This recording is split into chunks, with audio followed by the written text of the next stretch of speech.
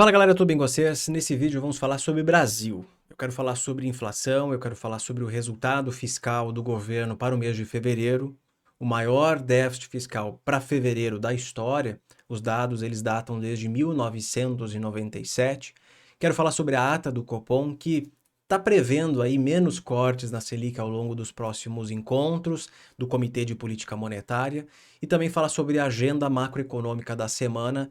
Temos quinta-feira, dado de atividade dos Estados Unidos, né, o PIB do quarto trimestre, e também PCE, um importante dado de inflação referente ao mês de fevereiro, divulgado na sexta-feira, embora sexta seja feriado no Brasil e feriado nos Estados Unidos.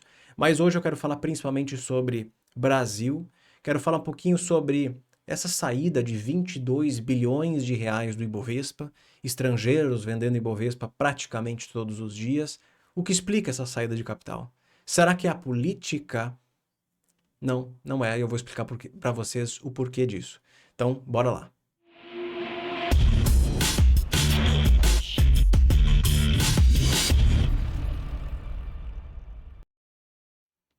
Então, quinta-feira nós temos a segunda prévia do PIB dos Estados Unidos, o importante indicador, mas cuidado, isso aqui é um indicador antigo. Quarto trimestre ficou para trás, inclusive nós estamos adentrando o segundo trimestre de 2024. Esse dado aqui é só relevante para quem é curioso, para saber como estava a economia no quarto trimestre e para acompanhar os componentes do PIB dos Estados Unidos. Se você é curioso que nem eu, estarei ao vivo na quinta-feira de manhã acompanhando essa informação, junto com os membros aqui do YouTube, porque nós temos toda quinta-feira de manhã a nossa reunião semanal para falar sobre macroeconomia, sobre investimentos, e vocês podem mandar perguntas para mim ao vivo, aqui no chat, durante a nossa live. É um dado antigo, não é tão relevante, essa aqui é a segunda prévia do dado, tem mais uma prévia, no caso é o resultado final. Depois começamos a falar sobre o primeiro trimestre de 2024. Agora, sexta-feira, amigo, sexta-feira é importante. Nós temos a divulgação do PCE, é o terceiro dado de inflação para o mês de fevereiro. CPI já saiu, PPI já saiu, só falta o PCE. O PCE acaba sendo um dado divulgado muito atrasado, muito tarde. O CPI normalmente é divulgado na metade do mês, dia 12, 13, 14. PPI sai logo depois. O PCE só no fim do mês. Então nós sabemos que recentemente a inflação americana surpreendeu muito em janeiro, veio muito ruim. Fevereiro, em termos de CPI e PPI, não veio boa, só que veio menor do que janeiro, então menos preocupante. E que, embora a inflação tenha se mostrado mais persistente, mais pegajosa, como nós gostamos de dizer aqui no Economês, o Fed se mostrou nada preocupado com isso, ou pouco preocupado com isso. Na reunião da semana passada, o Powell disse que, de fato, a inflação de janeiro não veio boa, a de fevereiro também não, mas que eles vão cortar a taxa de juros no ano. Então, a interpretação que nós tivemos é: eles estão tolerando uma taxa de inflação levemente mais alta. Não é tolerando uma inflação de 4 ou 5%, jovem, calma, não é isso que eu estou falando. É uma inflação levemente maior do que 2%. E mesmo assim cortaram a taxa de juro. Então vai demorar um pouquinho mais para a inflação voltar para a meta do Fed, a princípio. Pelo menos é o que nós entendemos na última reunião e também no SEP, que é o resumo das projeções econômicas do FONC. Então, para sexta-feira, o mercado prevê uma inflação levemente mais baixa do que no mês anterior, 0,3% para o núcleo, para o core, o que deve manter a inflação ano contra ano inalterada. E para o índice cheio, 0,4%, levemente maior do que janeiro. Talvez aqui o que tenha puxado essa inflação para cima é commodities. Olha o petróleo, olha o preço do combustível nos Estados Unidos. O mercado americano é tão incrível que você consegue acompanhar contratos futuros do combustível, contratos futuros da gasolina. E a gasolina tem subido lá fora, assim como deveria subir aqui no Brasil, mas a Petrobras não está reajustando os preços, tá? Ela está protegendo aí a popularidade do governo, que não está em alta, está em queda. Mas vamos falar sobre esse assunto aqui primeiro. 0,4% para o mês, o que deve manter a inflação ano contra ano inalterada, 2,4%. Aí sabemos a dinâmica do mercado. Se os números vierem melhores que o esperado, o mercado tende a festejar, precificando que o Fed vai cortar a taxa de juros, vai cortar várias vezes. Vocês já leram, já escutaram essa história antes. E se o dado de inflação vier pior, aí é o inverso. mercados precificam um Fed mantendo o juro alto talvez por mais tempo, cortando só em julho e não em junho, ou cortando menos vezes ao longo do ano, é algo que seria um pouco preocupante. Fiz um vídeo recentemente falando sobre DXY. Esse cenário faria DXY subir em relação, dólar se valorizar em relação a outras moedas, e isso não é positivo para ativos de risco. Mas o assunto mesmo aqui que eu quero trazer para vocês é Brasil, nesse vídeo. A inflação do Brasil veio levemente acima do esperado para o mês de março, quando medido pelo IPCA 15, 0,36% contra a expectativa de 0,32%. Não é o fim do mundo, um pouco acima.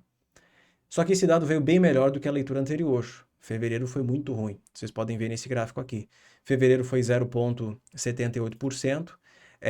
A maior leitura mensal do IPCA 15 desde o mês seguinte, após o Putin invadir a Ucrânia, quando commodities dispararam, petróleo disparou e fez o IPCA 15 subir quase 2% no mês. Aí sim você tem um número horroroso. A meta de inflação hoje do Brasil é 3%, e aí no único mês a inflação sobe 2%, quase 60% da meta anual.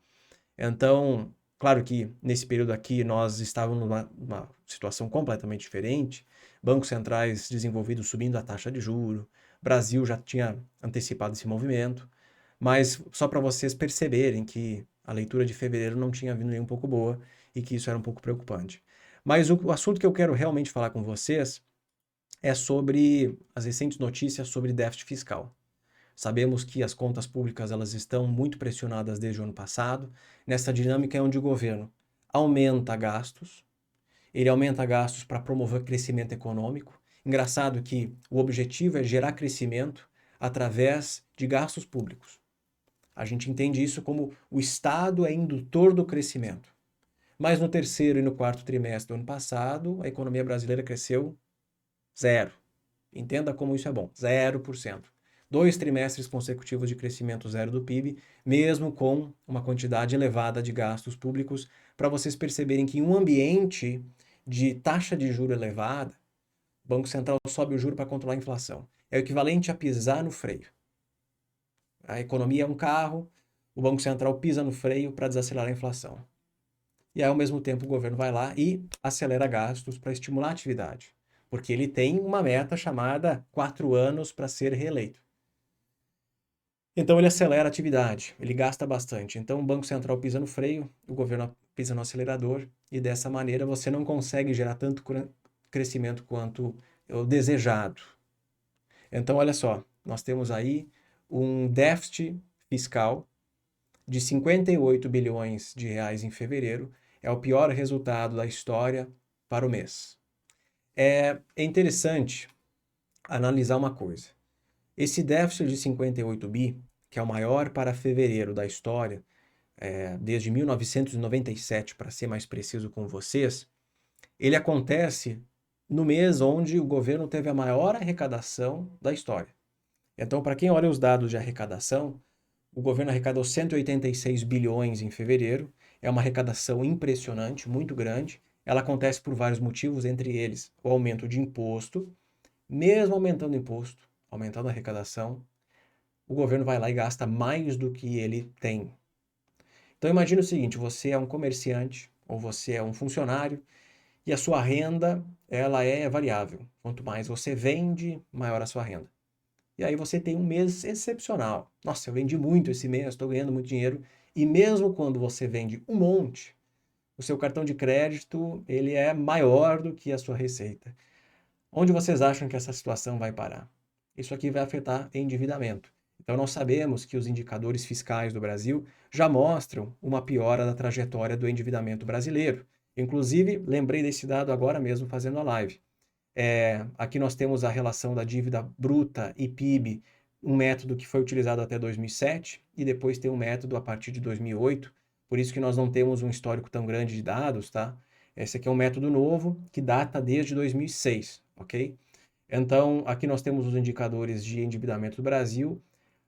Esse nível de endividamento sobre PIB ele atingiu uma mínima no pós-Covid ali em janeiro de 2023. Então, mudou os mandatos, um novo governo com uma PEC de transição muito grande, maior expansão fiscal da história do Brasil, tirando o Covid, tá? E com isso, a dívida bruta em relação ao PIB saiu de 71,4% para mais ou menos 75%. Então, ela está nesse ritmo aí de crescimento.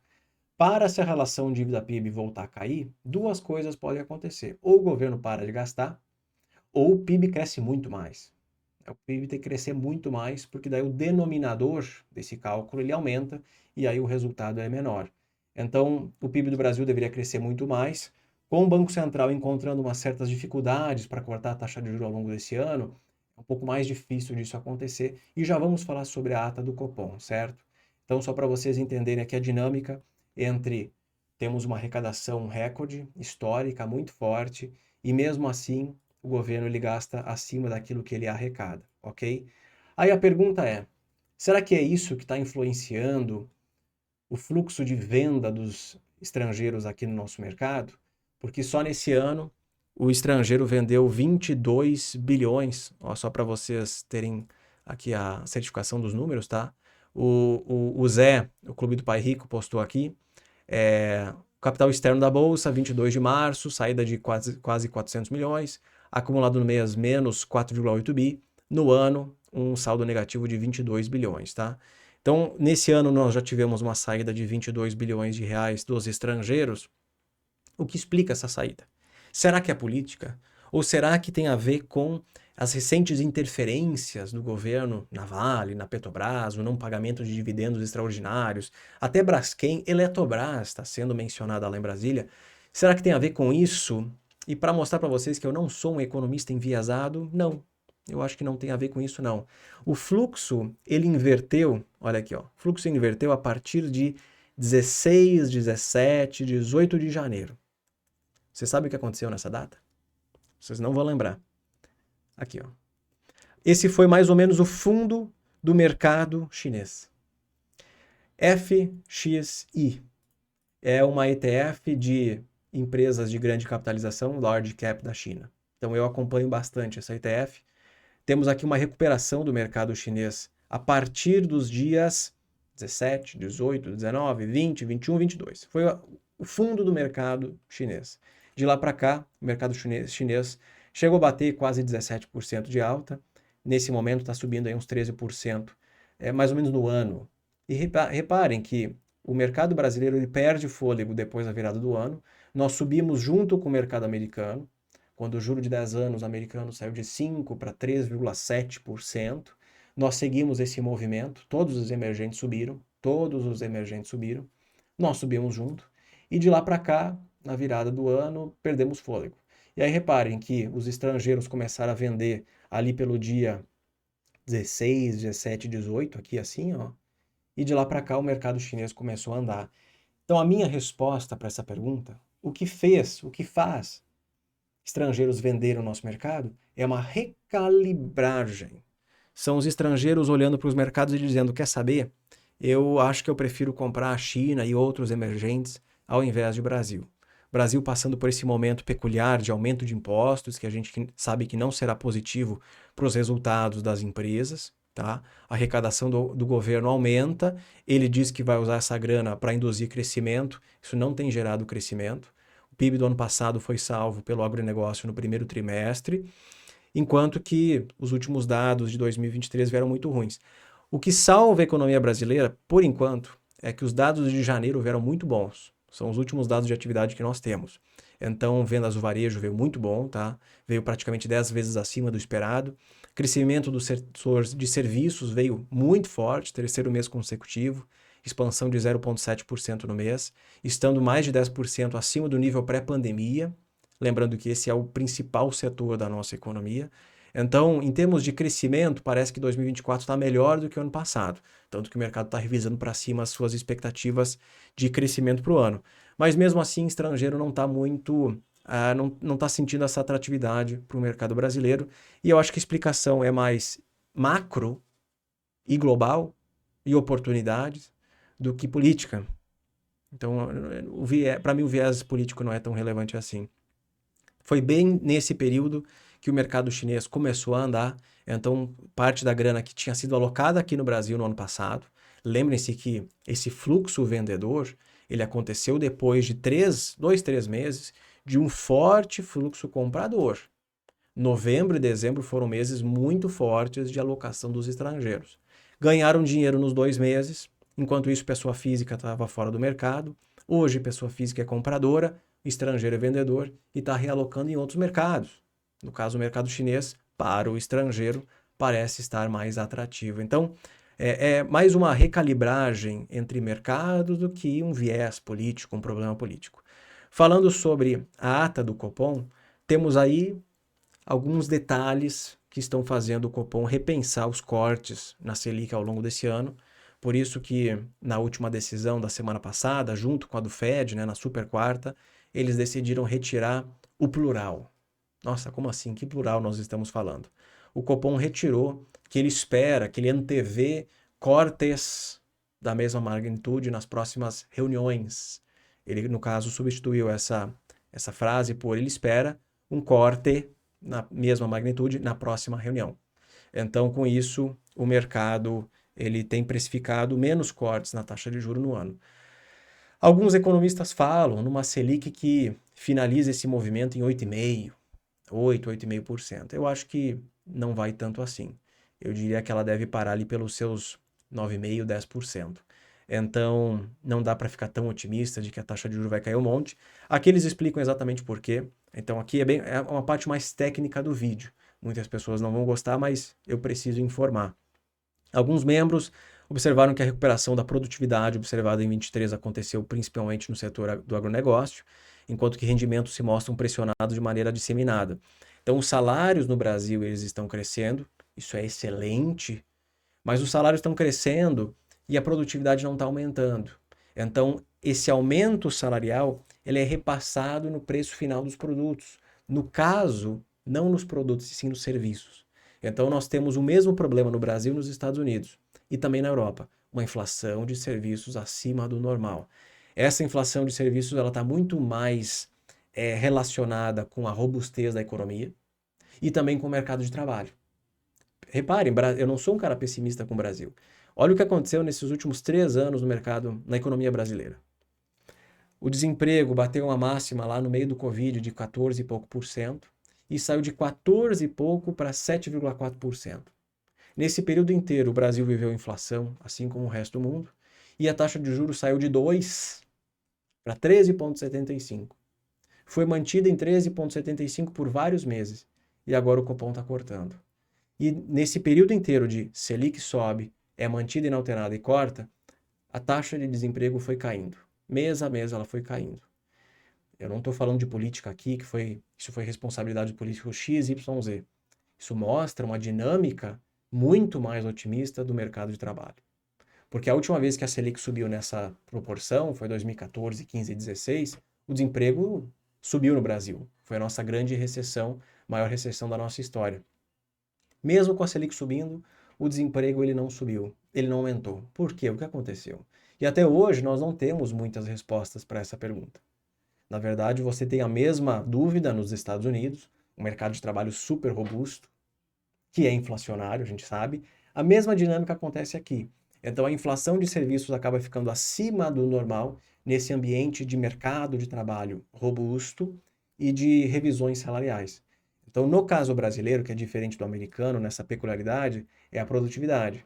Como nós não temos ganhos de produtividade, grande parte dessa revisão salarial é repassada nos preços dos serviços, mantendo a inflação acima da meta do Banco Central e, inclusive, as expectativas de inflação acima da meta do Banco Central.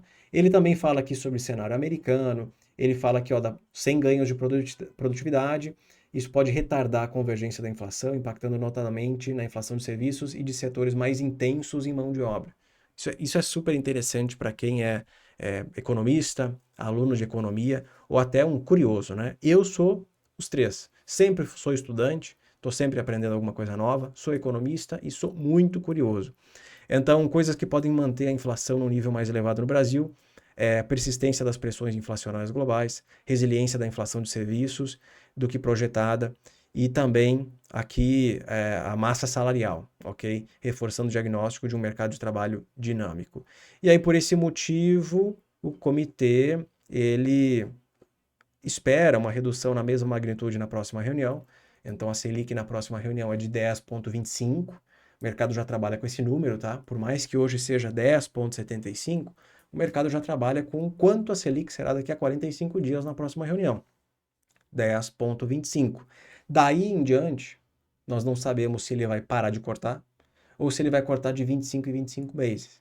O mercado hoje precifica que na próxima eles cortem 50, depois 25 e depois 25, levando a Selic para mais ou menos 9,75. Finalmente uma Selic de um dígito.